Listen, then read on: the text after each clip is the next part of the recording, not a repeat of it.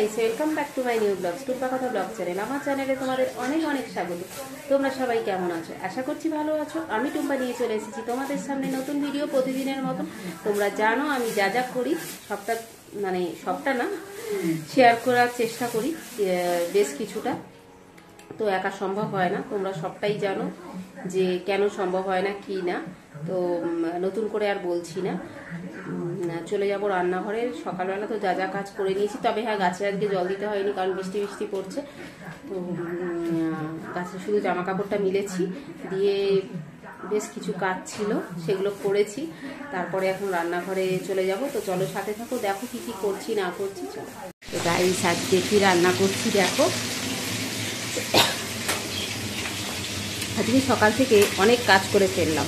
সেটা হচ্ছে এই দেখো, টমেটোগুলো পেস্ট করেছি বলতে কিছুটা ফ্রিজে রেখে দিয়েছি। এই যে বাকি টমেটো আছে, কেন বলো তো, এখন টমেটোগুলো ঠিক ভালো হচ্ছে না। নতুন টমেটো উঠলে টমেটোগুলো নষ্ট হয় না। অনেকটা এনেছিলাম তো নষ্ট হয়ে আসছিল।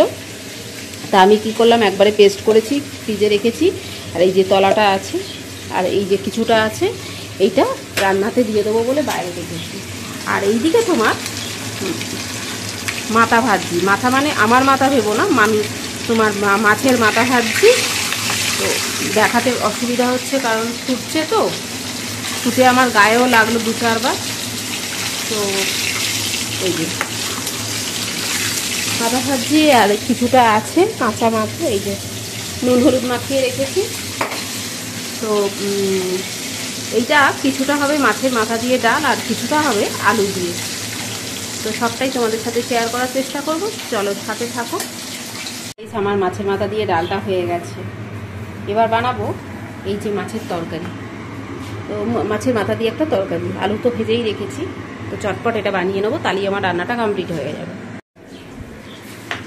গাইস, পেঁয়াজগুলো আগে ভেজে নিচ্ছি। আজকে পেঁয়াজ ফোড়ন দিয়ে করব। তোমরা একটু সাথে থেকো। তোমরা তো জানো আমি একাই সমস্তটা করি, তো সাথে থেকো। এইভাবেই ক্যামেরা করছি, দেখি কতদিন এইভাবে চালানো যায়। তারপর নিশ্চয়ই একটা ব্যবস্থা হবে তোমাদের আশীর্বাদ আর ভালোবাসা থাকলে।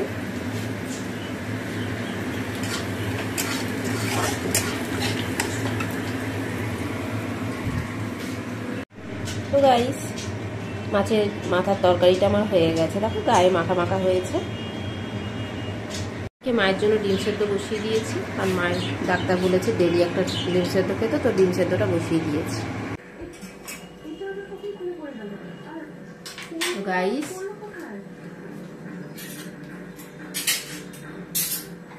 তোমাদের সকালবেলায় বলা হয়নি, আজকে মায়ের আবার ডাক্তারের ডেট ছিল।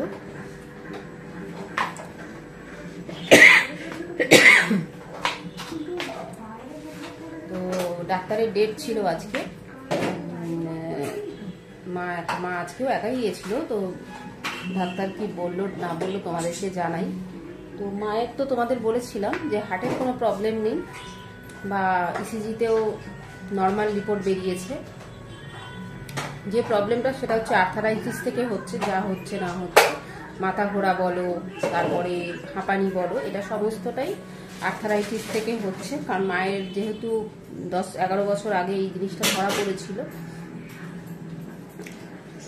তখন একটু মেজরভাবেই হয়েছিল। অনেক দিন পর, মানে প্রথমে কোনো ডাক্তার ধরতে পারেনি, তারপরে ধরেছিল আর কি।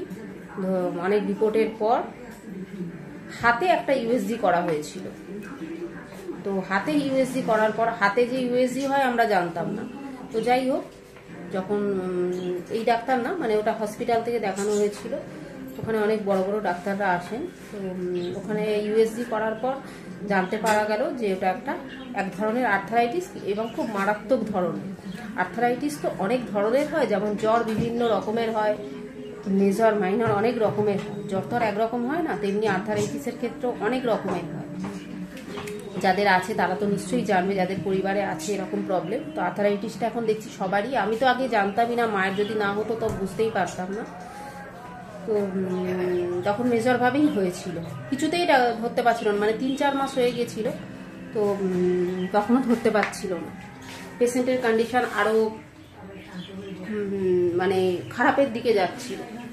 তো আমরাও চিন্তায় পড়ে গেছিলাম, তখন আমার বাপি বেঁচে ছিল, তো তখন চিন্তায় পড়ে গেছিলাম যে কি হবে না হবে। তো লাস্ট পর্যন্ত ধরতে পারা গেছিলো আর কি। তো সেইটা শীতকালে একটু বেশি বেশি হয় মায়ের ঠান্ডাটা লাগলে, তো সেইটা আবার বেড়েছে আর কি। বেড়েছে বলতে আগের থেকে নর্মাল ছিল, তারপর প্রবলেমও আছে, মা একটু ছেড়ে গেলে আর ওষুধ খেতে চায় না, তার জন্যই হয়েছে হয়তো।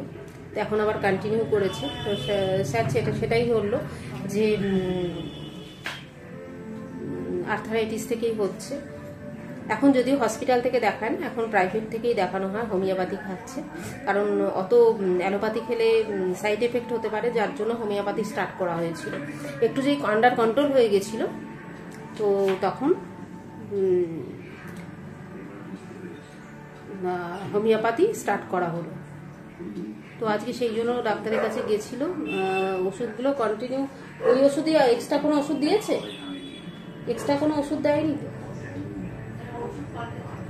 ওষুধ পাল্টেছে, কিছু ওষুধ চেঞ্জ করা হয়েছে, আর মায়ের ক্যালসিয়াম একটু কম। হ্যাঁ, কিছু মেডিসিন চেঞ্জ করেছে, একটু হাই ডোসের দিয়েছে, কারণ মায়ের এখন হাঁপানিটা বেশি হচ্ছে। আর যেহেতু আমি আর মাকেও অনেকটা কাজ করতে হয় বলে লাভ নেই, আমি বাইরেটা করি, যেমন মাকেও বাইরে বাড়িতেও করতে হয়, কিন্তু মা বাড়ির মানে ছোটোখাটো কাজ বলে না, আমি বড় বড় কাজ করি বলে বোঝা যায়। মা ঘরে অনেক ছোটোখাটো কাজ থাকে, সেগুলো মাকেই সব করতে হয়। তো যার জন্য ঠিক তো থাকতেই হবে। তো যার জন্য ওষুধ বলেছে, আরও মানে হাই ডোসের ওষুধ দিয়েছে যাতে ঠিক হয়ে যায়। আর ঠান্ডাটা কমছে বাড়ছে, এখন মানে ঠিক মতো পড়ছে না, আবার পড়ছে, এইরকম তা ঠান্ডা গরমটা লেগে যাচ্ছে। আর যারা বাতের পেশেন্ট তারা জানে যে এরকম বাতের প্রবলেমে শীতকালে খুব প্রবলেম হয় তাদের। তো সব মিলিয়ে দেখা যাক কি হয়। ওষুধ তো চলছে এখনো, আগের থেকে একটু ভালো, কিন্তু এইসব বাতের জিনিস তো একটু একটু করে ভালো হয়, একবারে সারে না। দেখবে যাদের বাড়িতে হয় তারা নিশ্চয়ই জানবে যে তা একটু একটু করে সারবে। দেখি কবে কি ঠিকঠাক হয় আর কি। তো যাই হোক, এই কথাগুলো বলার জন্য তোমাদের সাথে ভিডিও করলাম। তো তোমরা বড়রা আশীর্বাদ করো, ছোটরা অনেক অনেক ভালোবাসা দাও, যাতে আমি এগিয়ে যেতে পারি আমার সাফল্যের পথে। আর এগিয়ে মানে অনেকটা এগিয়ে যেতে পারি, তোমাদের অনেক অনেক ভালোবাসা পাই, যাতে প্রত্যেকটা দর্শক আমাকে অনেক অনেক ভালোবাসে। তো এই বলে আমার ভিডিওটা আজকে আমি শেষ করছি। তো তোমরা সুস্থ থেকো, ভালো থেকো, টাটা।